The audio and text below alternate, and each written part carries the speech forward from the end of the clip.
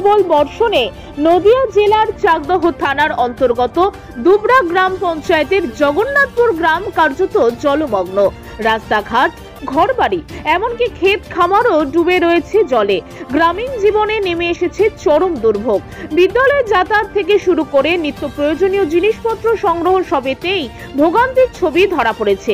এই পরিস্থিতি স্তরে জমিনে খতিয়ে দেখতে আজ গ্রামে পরিদর্শনে আসেন চাকদা পঞ্চায়েত সমিতির সদস্যা সবিতা পোদ্দার এবং জগন্নাথপুর গ্রামের সদস্যা প্রভাতী বিশ্বাস। তাঁরা সাধারণ মানুষের সঙ্গে কথা বলেন, তাঁদের অভিযোগ মনোযোগ সহকারে শুনেন। তারা স্থানীয়রা অভিযোগ করেন নিকাশি ব্যবস্থার যথাযথ রক্ষণাবেক্ষণ না হওয়ার সামান্য বৃষ্টিতেই জল জমে থাকে। ফলে টানা কয়েকদিনের বৃষ্টিতে গ্রাম জুড়ে তৈরি হয়েছে জলাবদ্ধতার সমস্যা। পঞ্চায়েত সমিতির সদস্য সবিতা পোদ্দার গ্রামবাসীদের আশ্বস্ত করেছেন যে সমস্যার দ্রুত সুরাহার জন্য প্রয়োজনীয় ব্যবস্থা গ্রহণ করা হবে। তাঁরা প্রশাসনের উচ্চতর স্তরেও বিষয়টি তুলে ধরবেন বলে জানান। গ্রামবাসীরাও আশা করছেন সরকারি উদ্যোগে খুব দ্রুত সমস্যার সমাধান হবে এবং আগামী দিনে আর এভাবে বৃষ্টির জলে দুর্ভোগে পড়তে হবে না। নদিয়া থেকে নিজস্ব প্রতিনিধি, খবর বাংলা নিউজ।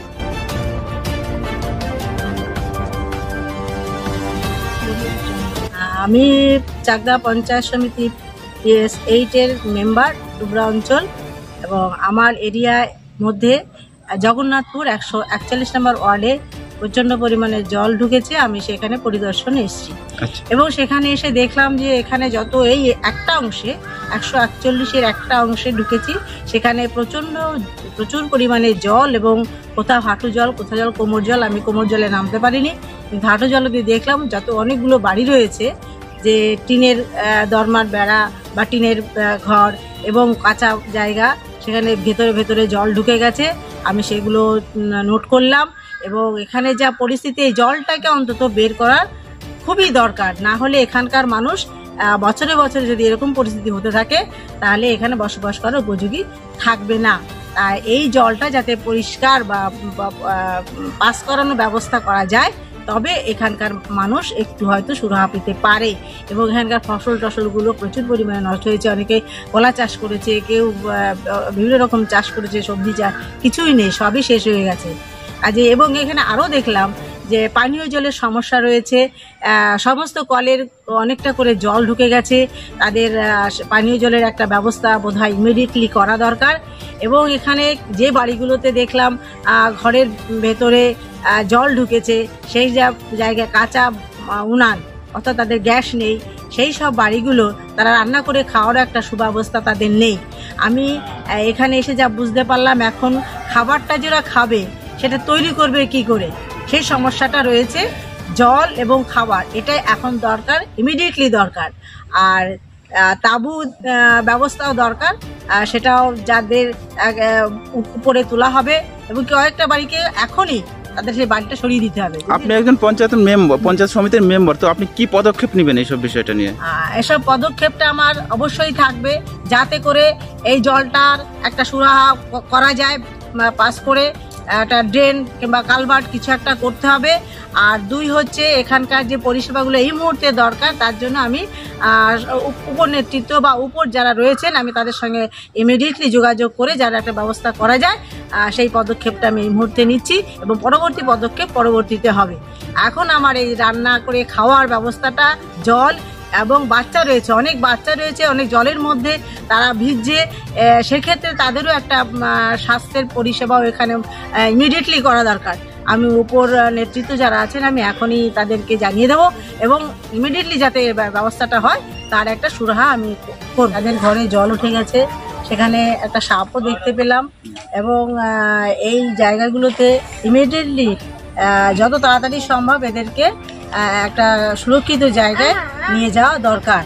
এবং কিছু বাড়িতে টিনের চাল রয়েছে, সেই টিনের চালে ফুটো হয়ে গেছে, অথচ তাদের চাপ নেই, কিন্তু হয়তো স্বামী নেই, বাচ্চা নিয়ে থাকে, জল পড়ছে, লেপকাতা ভিজে গেছে দেখলাম।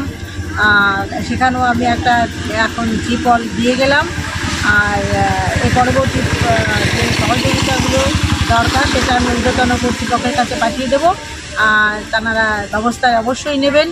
আর যেটা বলছি, এখানকার মানুষ, আমি যে জায়গায় ঘুরলাম, এই এরিয়াটা অনেকটা এরিয়া, এখানে বাচ্চাদের শিক্ষার কোনো সমাধান হয়নি এবং এরা আমাকে জানালো যে বাচ্চাদের কোনো শিক্ষার ব্যবস্থা এখানে নেই। একটা অঙ্গনারী, একটা শিশু শিক্ষা এখানটায় নেই। যদি এখানে একটা শিশু শিক্ষা বা অঙ্গনারী কিছু একটা হয়, তাহলে এখানকার মানুষ বা বাচ্চা কাচ্চাগুলোকে আমরা শিক্ষা দানের একটা সুযোগ পাবো।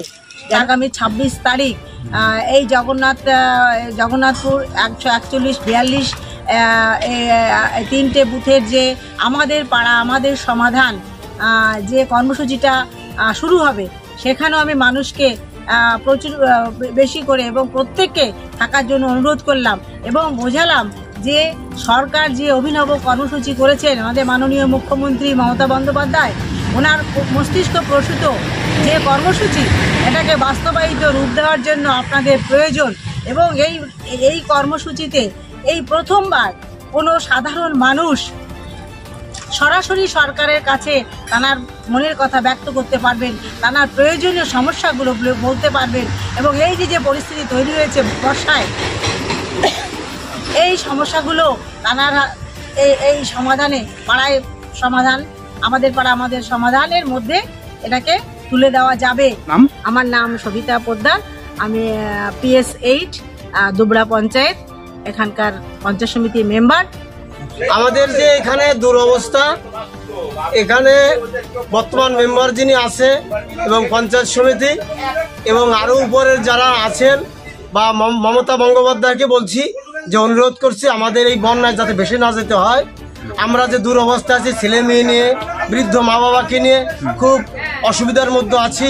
আমাদের ফসলাদি হয় না, আমরা কি করে বেঁচে থাকি।